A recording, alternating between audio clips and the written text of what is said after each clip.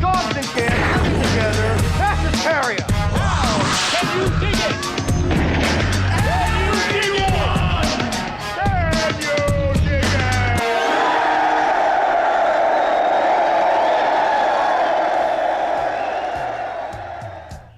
What's up, you fishy freaks, and welcome back to the Lucid Nightmare. I'm your host, as always, Jay Schatzer, and today I have a ridiculously underrated cult classic flick.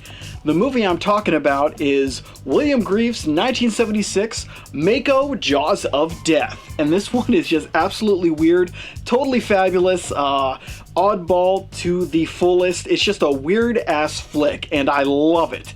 So let's just dive into the deep end in this crazy flick. Here is Mako, Jaws of Death. Mako, Jaws of Death is an extremely unusual character piece, which uses its peculiar subject matter, horror elements, and unorthodox cast of quirky characters to absolute perfection. Brutal, mean-spirited, and surprisingly sympathetic, the production thrives with unexpected gusto and a unique personality that you can't help but be swept up in the weirdness of the story. Absolutely unhinged and soaked in obscure style, Mako, Jaws of Death is a triumphant oddity that hits all the hallmarks of an outstanding and completely enthralling grindhouse masterpiece.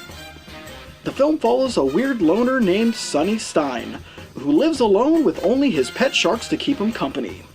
After coming into contact with a beautiful married woman named Karen, who works an aquatic show at a local dive bar, Sonny opens up to the possibility of sharing his love of sharks with other people.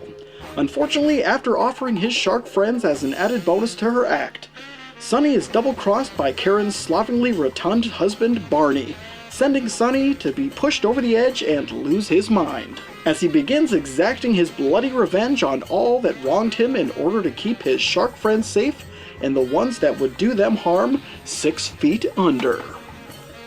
Richard Jekyll takes on the insanely underrated role of Sonny Stein, the animal-loving recluse who wants nothing more than to keep his shark buddies safe from harm.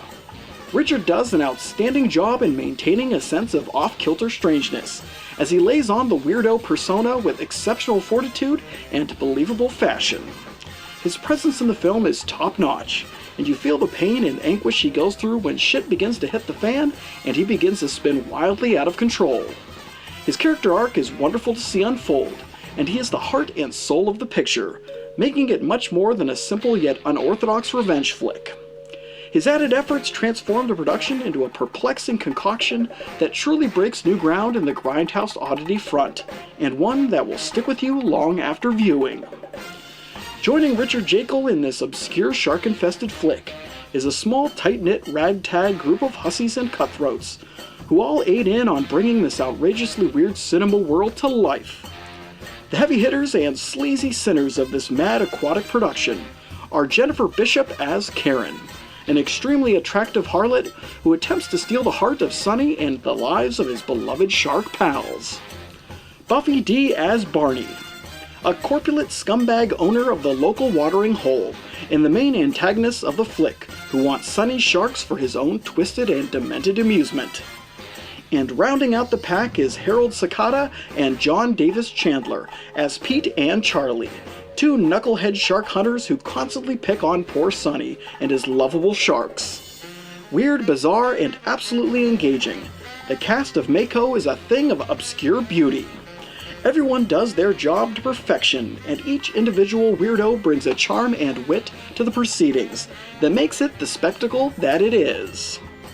Outrageously watchable and fantastically surreal in its strange plot and narrative, the movie is a true treat from beginning to end, establishing an unusual cinematic world filled with untrustworthy scumbags and mean-spirited opportunists, all succumbing to the swift justice of Sonny and his finned friends. The subject matter is loopy, the premise is off the wall, and the performances are surprisingly heartfelt and unbelievably unpredictable.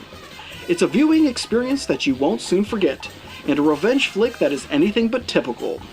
The idea of an eco-friendly animal-loving psychotic is definitely a new spin on the genre, and Jekyll does such a wonderful job in this starring role, as he transforms this twisted tale into a sort of heartwarming, feel-good movie experience, with an added bonus of death, mutilation, and mischievous shark mayhem. There really isn't anything like it.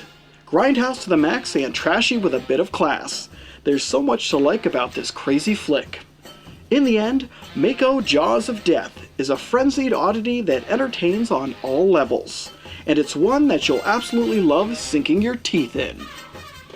And there you have it, you shark-loving bastards. That is the insanely original and just totally enjoyable revenge kind of flick. It is Mako Jaws of Death.